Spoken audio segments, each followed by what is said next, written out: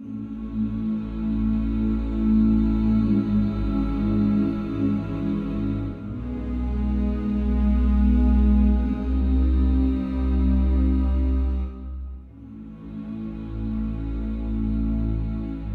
dans ce complément à la vidéo numéro 6, je l'ai appelé 6 bis parce que c'est vrai que la vidéo numéro 6 commençait déjà à être un petit peu longue. Alors après avoir vu le zodiaque, après avoir vu on peut retrouver le symbolisme de des signes du zodiaque de par leur dynamique dans les mouvements du ciel, ça c'était notre vidéo numéro 6. Dans cette vidéo 6 bis, on va voir un petit complément. On va voir que dans cette sphère céleste, dans la dynamique de cette sphère céleste, on peut retrouver ce que l'on appelle en astrologie les aspects.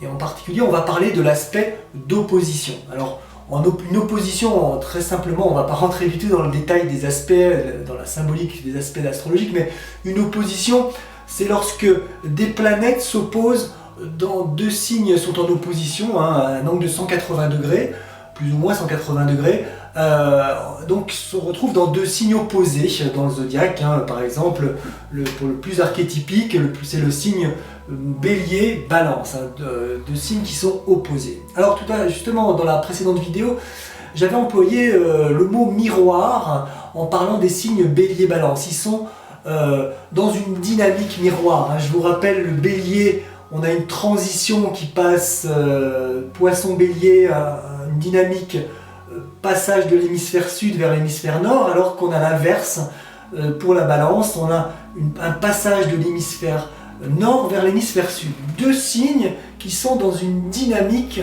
miroir. Alors c'est vraiment intéressant parce que en astrologie, le signe, l'opposition, l'aspect d'opposition exprime un conflit, mais exprime aussi, lorsque cet aspect d'opposition peut être résolu, lorsque ce conflit peut être résolu, exprime une complémentarité potentielle.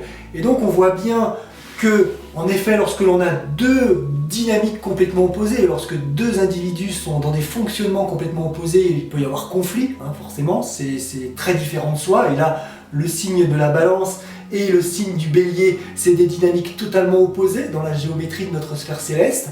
Il peut y avoir conflit, mais il peut y avoir aussi complémentarité, c'est-à-dire que lorsqu'on a la dynamique du signe de la Balance et la dynamique du signe du Bélier, eh bien on a les deux dynamiques, on a un tout, on a le yin et le yang, on retrouve les deux dynamiques et une complémentarité parfaite dans ce processus. Voilà, donc vous voyez qu'ici, en fait tous les signes sont dans cette... on peut prendre les signes 2 à 2 comme ça et on retrouverait des dynamiques opposées. Et donc voilà, ce que je voulais montrer, c'est qu'à travers cette sphère, céleste, à travers la géométrie de cette sphère céleste, on peut retrouver le symbolisme ce qu'on appelle les aspects en astrologie. Donc la géométrie de la sphère finalement contient tous les mystères de la dynamique des signes entre eux. Là j'ai donné qu'un exemple, mais on pourrait les multiplier. En conclusion, j'aimerais quand même dire, parce que peut-être on rentre quand même dans le détail ici, on décortique un peu la géométrie de la sphère et donc la symbolique des signes qui en découlent, mais bien sûr l'astrologue, quand il va regarder un thème, j'aimerais quand même préciser ça, il ne va pas avoir tout ça en tête. C'est un peu comme quand on apprend à conduire, on apprend beaucoup de choses, et puis on oublie tout. Une fois qu'on sait conduire, tout ça, ça passe à l'arrière-plan et on conduit tout simplement sans se poser toutes ces questions. Mais évidemment c'est pareil pour l'astrologie. Là on définit des bases, on définit des repères de l'astrologie tropicale, mais j'aimerais dire à ceux qui ne connaissent pas l'astrologie, évidemment tout ça, on ne l'a pas en tête lorsqu'on fait une interprétation du thème.